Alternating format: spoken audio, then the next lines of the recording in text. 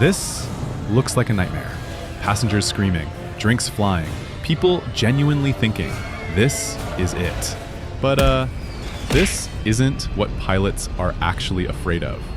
There's one type of turbulence that's invisible, undetectable, and has ripped aircraft apart at 35,000 feet. So here's something no one really thinks about. Air isn't empty. It's a fluid.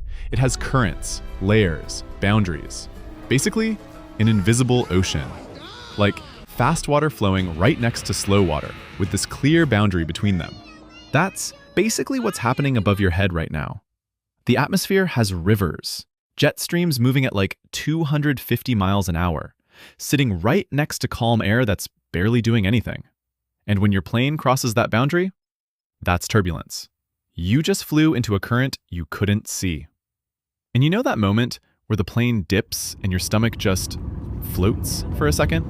And you look around to see if anyone else is panicking or if you're just being dramatic? Yeah, that was an air pothole.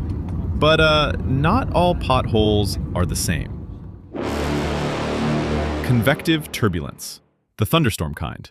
Hot air rising, cold air sinking. Your plane caught in a meteorological fistfight. It's intense, but pilots can see this on radar. They just fly around it. Mountain wave turbulence. So wind hits a ridge, and on the other side, it curls into these invisible rolling waves. If you've ever flown into Denver and thought, this is weirdly rough, now you know. Wake turbulence. Spinning air trails behind a big plane's wings. Sounds scary, but honestly, it's the least interesting one. ATC spaces planes out to handle it. Solved problem, moving on. Now, there's one type I haven't mentioned, and there's actually a flight route known for being one of the most turbulent in the world. If you've flown it, you already know. This, right here. Clear sky, smooth ride, seatbelt signs off. People are walking around, grabbing coffee, standing in the aisle. And then the plane drops 100 feet in a second. This is clear air turbulence. And it's the one that actually scares pilots, not because of what it does to the plane, but because they cannot see it coming. It doesn't show up on radar. Remember those jet stream boundaries? Fast air sitting right next to slow air? Sometimes that boundary turns violent. No clouds, no warning, just a calm sky hiding an invisible wall of broken air.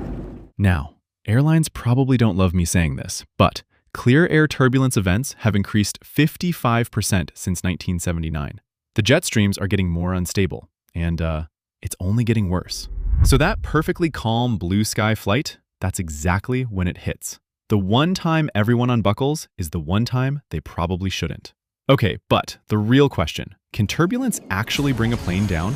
Structurally, almost impossible. That wing could fold up like a taco and technically still be fine. But here's what makes it worse. Your body is lying to you. A dip of like 10 or 20 feet feels like the plane just dropped out of the sky. But it didn't.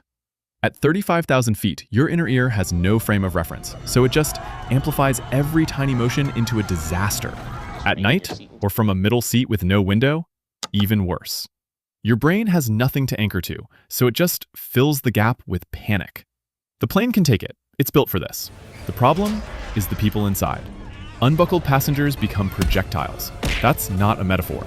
People hit ceilings, break bones, crack overhead bins with their heads. The plane doesn't crash, but some of us get our heads banged. So, next time, keep that seatbelt on.